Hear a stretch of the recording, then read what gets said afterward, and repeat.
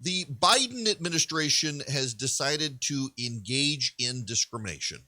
This is how National Public or PBS rather, Public Broadcasting reports it. Minority farmers who for decades have faced systemic discrimination will begin to receive debt relief beginning in early June under what Agriculture Secretary Tom Vilsack called Friday one of the most significant pieces of civil rights legislation in decades. In an op-ed piece published Friday in USA Today, Vilsack also called the debt relief a major civil rights victory, saying it responds to systemic discrimination perpetuated against farmers and ranchers of color by the Agriculture Department. Notice we don't have in any of the media specific instances of discrimination, just a lot of data that black farmers have fared worse than white farmers, therefore it must be discrimination. I want to talk about this issue, and I want to do it with a presupposition. For the sake of argument, let's presume, for the sake of argument, that there has been discrimination in the ag department. Let's presume that the departments of agriculture of Democratic and Republican administrations, which is actually kind of notable here that they're claiming that Democratic and Republican administrations have discriminated against black farmers. If that's the case, reverse discrimination isn't really the solution, and that's what they've hit upon. Their claim is that black farmers have been discriminated against, therefore we're now going to discriminate against white farmers. Their claim is that we now need to forgive the loans of black farmers solely because of their skin color. Pay no attention to white farmers who have struggled. This breeds a racial response that will be negative.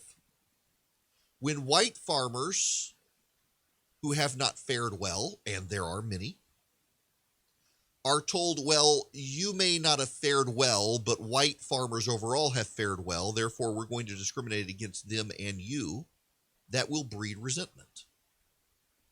Also, it undermines, in the name of systemic discrimination, it undermines the case of systemic discrimination. If the institution, if the Department of Agriculture is systemically racist against black people, how then can a systemically racist institution administer a program that is designed to push back on that discrimination? It's not going to be able to. If it's systemically racist, it can't be fixed. It's got to be started over. And they're not starting it over. They're allowing the institution and bureaucracy of the U.S. Department of Agriculture to forgive the loans of black farmers, to push back on racism, but the racism pushback will be done by the very racists who caused the racist discrimination to begin with. That is the bureaucracy of the Department of Agriculture. Also, what exactly is the data? I've now read two outlets, one the Atlanta Journal-Constitution and one Public Broadcasting's coverage of this, and they just accept as fact the discrimination happened. Now, again, for purpose of this conversation, let's presume there's discrimination. In fact, given the economic structure and status of black farmers in the South, you can presume that in the Wilson administration and the FDR administration and the like, there were plenty of Democratic presidential administrations who were biased against black people. I mean, Woodrow Wilson is one of the biggest racists to ever inhabit the White House. You can assume that his administration was discriminatory towards blacks. But how is discriminating against white farmers the solution? Remember, this is part of the Ibram Kendi supposed anti-racist agenda. There must be reverse racism. There must be reverse discrimination. You must go from discriminating against black people to discriminating against white people to make it fair. I don't know that that's sustainable. I don't know that this is going to be a good solution. And also, by the way, banks will then have a harder time giving even further loans. This is from CNN. 3 of the biggest U.S. banking groups want the U.S. Department of Agriculture to reconsider the terms of billions of dollars in planned debt relief for minority farmers, claiming it will cut into banks' profits and warn they may have to cut those same farmers off from future loans.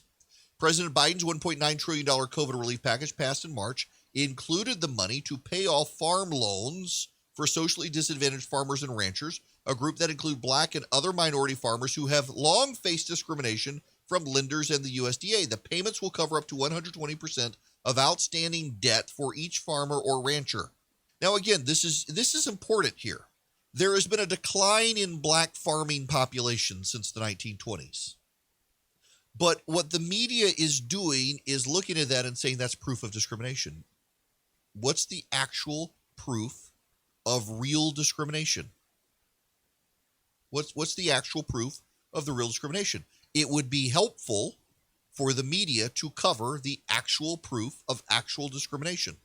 There have certainly been complaints to the Department of Agriculture, and Democratic administrations have certainly been more willing to concede those points and build up a record of discrimination, but is it legitimate discrimination? And again, for sake of argument, let's assume it is. Let's assume that there was legitimate discrimination against Black farmers.